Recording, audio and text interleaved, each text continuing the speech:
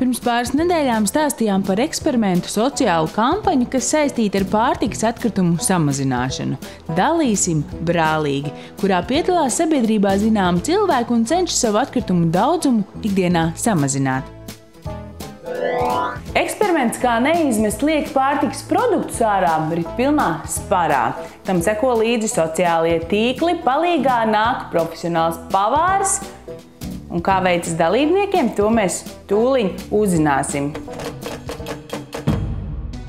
Projekta dalībniece Dace Rukšāne iesākumā domāja, ka sekošana līdz saviem ikdienas ieradumiem būs diezgan piņķerīga, kur nu vēl pārtikas produktu atlikumu svēršana un visa pierakstīšana. Es esmu aizgājusi pilnīgā tādā azartā.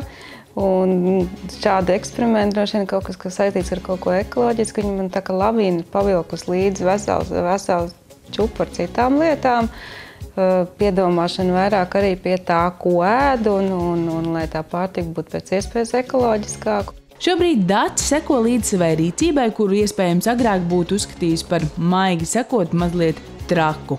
Principā, jā, es gatavoju, mēs arī tējas daudz ceram un kafiju daudz ceram, un tur biezumi ir, kā vien jau arī ir veidojās tie atkritumi, jo viņas nežāvē pirms svēršanas svara visu ūdeni, kas iekšā. Cenšos samazināt, un tagad ir tā, ka agrāk es tur izsviedu kaut kādu bumbierīti laukā, kas ir sapūs, un tagad man ir tā, ka man tas sapūšais bumbieris jāsviež laukā, man ir pilnīgi tāds sirdsapziņas pārmetuma. Ārvarās man tas jāraksta dienas grāmatā, man jau kauns, es jau pagājušajā nedēļā izsviedu vienu bumbieri. Un tā kā ir jāatskaitās, un tad ik brīdī gribās kaut ko nožulīties, lai liekas, ka tu esi tāds mazliet tāds labāks, bet es tā ļoti godīgi nešmaucos. Pārtikas produktu izmešana ir ne tikai vides problēma, bet arī ekonomiska. Pētījumi liecina, ka aptuveni gada laikā viena ģimene nevajadzīgi nesakojot līdz saviem pirkumiem un gatavošanas ieradumiem atkritumos izmet ap 250 latiem. Skrienot ikdienas gaitās, Vecrīgas ielās sastopam kampaņas dalībnieku Tomu Grēviņu. Mūsu gadījumā pirmā lieta, par ko mēs tiešām bijām pārsteigti, mūsu bioloģiskie atkritumi pēc mūsu domām ir diezgan maz, un mēs runājam par pārsimt gramiem nedēļā tikai.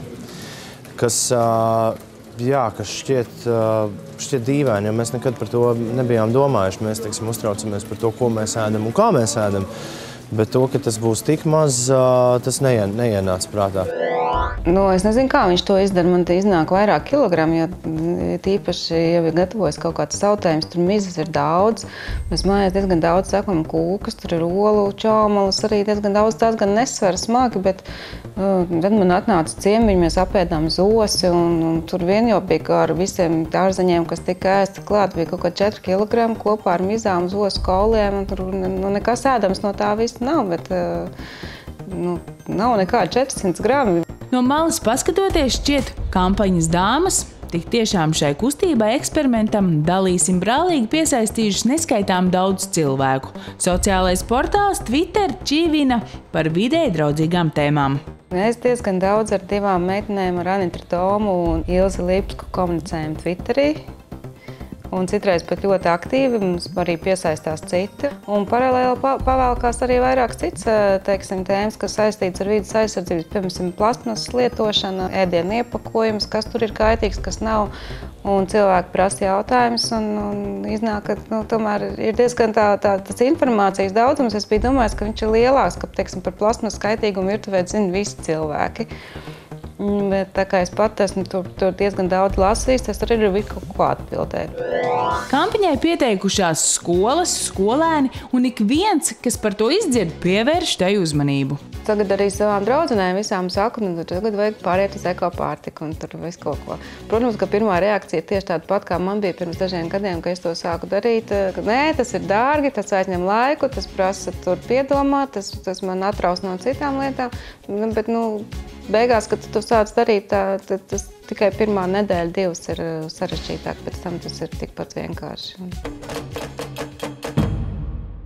Dalībniekiem ir piesaistīts pavārs Valders Zirdziņš, kurš zina, kā no pārtikas pārpalikumiem pagatavot ko garšīgu un interesantu. Principā es esmu kategoriski pret bojātiem vai sabojātiem produktiem vispār ēst gatavošanā.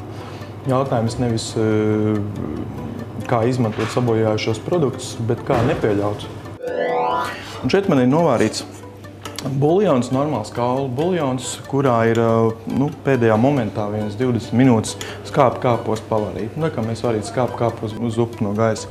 Šeit sākumā uzreiz skābā krējumā pievienošu rupmaizi. Šī ir klasiskā zupa, tikai varbūt mazliet savādāk pasniegt. Un tā garša, šeit nevar nofilmēt to garšu, bet būs identiski, jūs ēst kāpos zupu un rokās būtu rupmaize, bet rokās viņas nav. Un pasniedziet vienkārši pārlēm ar kāpostu buljonu. Uz kāpostu zupu, kāpostu buljonu.